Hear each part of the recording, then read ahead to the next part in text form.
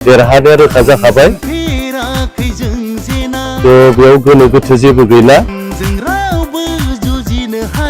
आरो लोब लोब गाबोनबो बहुद जइन जाबावनो गोनां दं।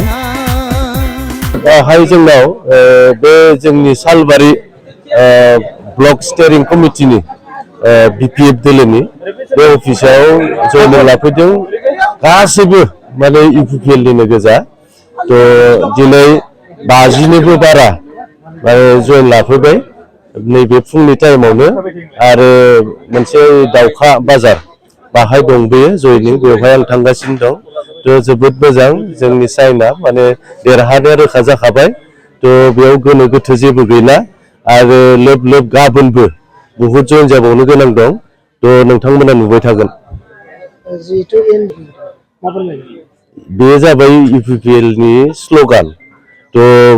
सोर माइनरिटिया बुंखो जों भट होआ होननानै बिथांमोना डेभेलपखौ लुगैनानै दिनै बिपिएफ दोलोजोंनो थाफानानै जोंखौ 28टा देरहाहोदों बिटिसि इलेक्सनाव। नैबे जोंनि एसेम्बलि इलेक्सनावबो बिथांमोना जोंजोंनो दं आरो मैयानिफ्राय जों केम्पेइन खालामदों।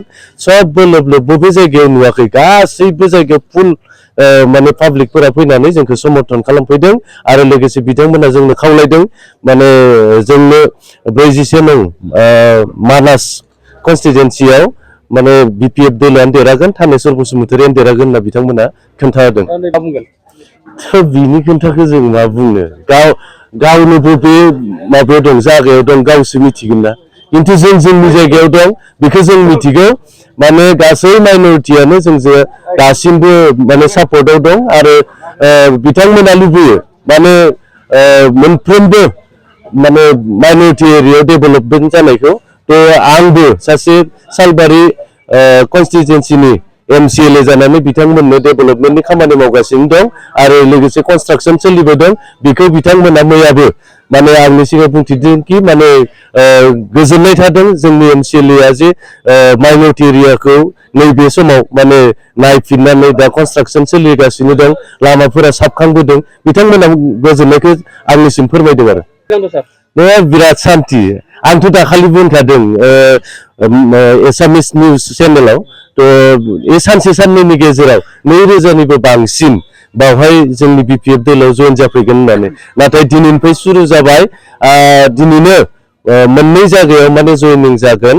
नोंथांमोना नायबाय था माने 2000निबो बांसिन इलेक्सननि सिगांनो इउपिपिएल दोलोनिफ्राय जोंनि दोलोआव हाबफैगोन आरो जोंखौ सापर्ट होनानै थानेश्वर बसुमतारिखौ गोबां भटआव माने देरहाहोगोन आरो।